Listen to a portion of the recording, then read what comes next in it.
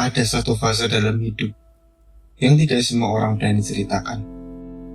Fase ketika kamu masih bertahan, padahal jauh di dalam hati kamu tahu, kamu sudah kalah sebelum benar-benar ditinggalkan. Bukan kalah oleh orang lain, tapi kalah oleh kenyataan bahwa tidak semua hal bisa kamu kendalikan. Kita tumbuh dengan keyakinan bahwa usaha selalu berbanding lurus dengan hasil.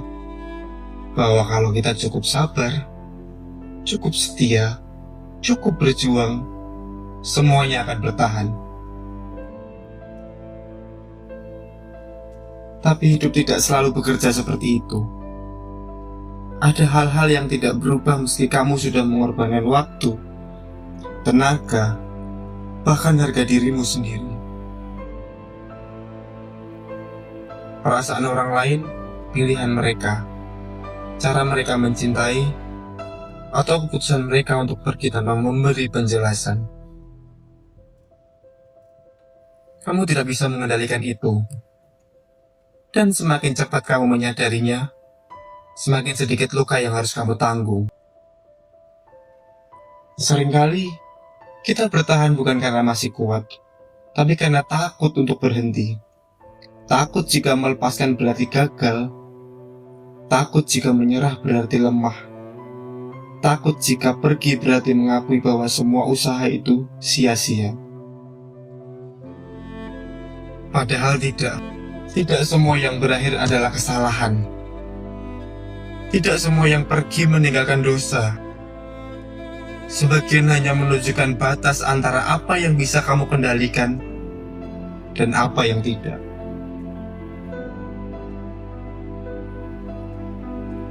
Masalahnya, kita jarang diajarkan untuk menghormati batas itu.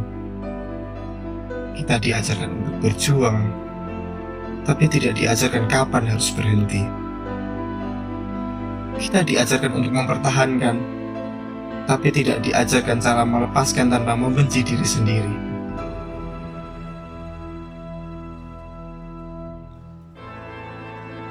Akhirnya, kita mulai menyalahkan diri.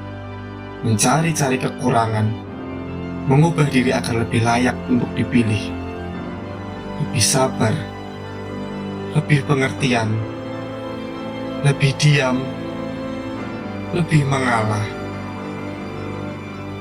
Sampai suatu hari, kamu bercermin, dan tidak lagi mengenali orang yang kamu pertahankan.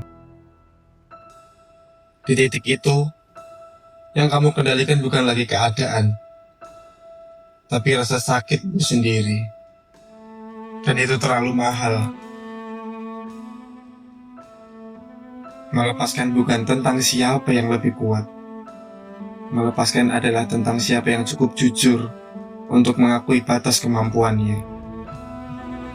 Bahwa kamu sudah melakukan yang kamu bisa. Bahwa kamu sudah memberi apa yang kamu punya. Bahwa jika itu masih belum cukup, maka masalahnya bukan pada usahamu. Apa yang memang untukmu tidak akan membuatmu terus merasa cemas, tidak akan membuatmu terus menebak-nebak posisi, dan tidak akan membuatmu merasa sendirian saat kamu masih bersama. Dan apa yang bukan untukmu akan selalu terasa berat, selalu menuntut lebih, selalu meminta pengorbanan tanpa pernah memberi kepastian. Terus menggenggam sesuatu yang tidak bisa kamu kendalikan tidak akan membuatnya tinggal. Yang ada, kamu justru kehilangan kendali atas dirimu sendiri. Tidurmu tidak lagi tenang. Pikiranmu tidak berhenti untuk berpikiran. Hatimu selalu siaga. Takut kehilangan, takut salah langkah, dan takut tidak cukup. Itu bukan cinta. Itu kelelahan. Dan kelelahan bukan sesuatu yang harus kamu pertahankan. Melepas tidak berarti kamu tidak peduli. Melepas berarti kamu peduli pada dirimu sendiri untuk pertama kalinya.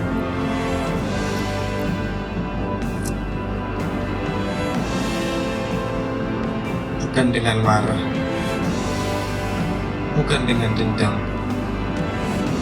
bukan dengan membuktikan apapun, tapi dengan diam dan keberanian untuk berhenti berharap pada hal-hal yang tidak pernah benar-benar memilihmu. Karena kendali terbesar dalam hidup bukan tentang menahan orang lain, bukan tentang mengatur hasil, bukan tentang memastikan semua berjalan sesuai rencana. Kendali terbesar justru adalah memilih apa yang layak kamu perjuangkan dan apa yang harus kamu lepaskan demi kewarasanmu sendiri. Apa yang tidak bisa kamu kendalikan memang harus dilepaskan. Bukan karena kamu kalah, tapi karena kamu cukup dewasa untuk tidak lagi berperang di medan yang tidak pernah adil. Dan di saat kamu melepaskan, mungkin kamu akan merasa kosong, hening, sepi. Tapi dari situlah, pelan-pelan kamu mulai menemukan dirimu kembali. Dan itu adalah awal yang jauh lebih jujur daripada bertahan di tempat yang salah.